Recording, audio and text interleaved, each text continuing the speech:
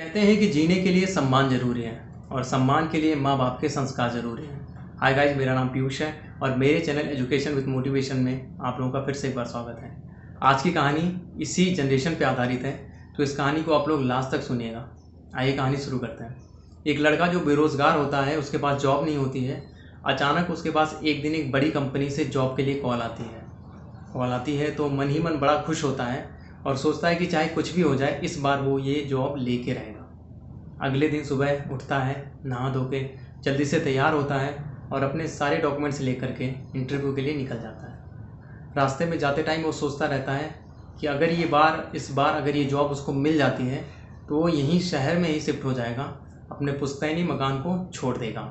रोज़ सुबह उठो तो बहन की चिक चिक की बिस्तर सही करो, ये सामान वहाँ रखो, वो सामान वहाँ रखो, पापा की चिक चिक की लाइट बंद करो, पंखा बंद करो, मम्मी की चिक चिक की टोटी बंद करो, बाथरूम का नल खुला है उसको बंद करो। इन सब से इसको छुटकारा मिल जाएगा। सोचते सोचते इसका ऑफिस आ जाता है जहाँ पे इंटरव्यू चल रहा होता है। अंदर जाता है तो देखता है कि बरामदे में कोई नहीं है, लेकिन बरामदे की लाइट जल रही होती है। इसे अपने पापा की बात का जो उसके पापा सिखाए होते हैं वो बात याद आ जाती है और ये बरामदे की लाइट को बंद कर देता है। तभी देखता है कि वाटर कूलर से भी पानी टपक रहा है। इसे माँ की बात याद आ जाती है और ये वाटर कूलर की जो टोटी होती है उसको भी बंद कर देता है। सामने एक बोर्ड लगा होता है जिस पे लिखा होता है कि साक्षात्कार दूसरी मंजिल पे है।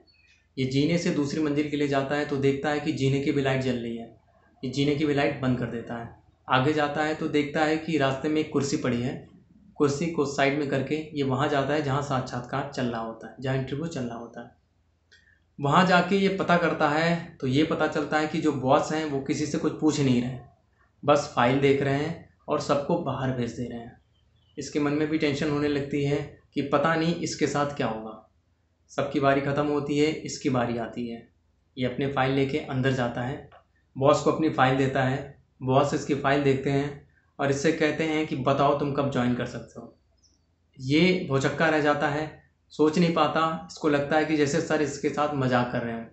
सर से कहता है, सर कहीं ऐसा तो नहीं आप मेरे साथ मजाक कर रहे हैं, आपने कुछ पूछा भी नहीं और मुझे सीधे जॉब के लिए आपने ऑफ़र कर दिया। तो सर कहते हैं, देखो ये आज का जो इंटरव्यू था ये कुछ पूछने पे नहीं था, ये था आपकी डिसिप्लिन पे। मैंने सीसीटीवी कैमरे में देखा, आप आए, आपने बरामदे में लाइट बंद की, आपने वाटर कूलर की टोटी बंद की, आपने जीने की लाइट बंद की, आपने कुर्सी साइड में की।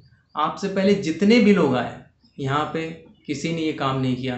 सब गैर जिम्मेदारी के साथ आए, उनको सिर्फ अपनी जॉब पे फोकस करना था कि उनको कैसे भी ये जॉब मिल जाए। तो ये जॉब इसलिए मैं आपको ऑफ़र कर रहा हूँ क्योंकि मेरी कंपनी की ग्रोथ के लिए आप जैसे ही लड़कों की हमें ज़रूरत है। वो मन ही मन बड़ा खुश होता है, घर आता है और अपने माँ बाप के पैर छूता है, उनसे गले मिलता है और बताता है, कहता है कि माँ बाप से अपने कि अगर आज आप लोगों के संस्कार मेरे अंदर नहीं होते तो शायद मुझको ये नौकरी नहीं मिल पाती। तो गाइज़, आपके पास डिग्री है तो आप अच्छी जॉब तो पा सकते हो, लेकिन वहाँ पे स्टेबल रहने के लिए आपके अंदर संस्कार, डिसिप्लिन होना बहुत ज़रूरी है। तो गाइज़, आज की स्टोरी कैसी लगी आपको कमेंट में बताइएगा। तब तक हंसते रहिए, मुस्कुराते रहिए और सुनते रहिए हर रोज़ एक कहानी पीयूष के साथ।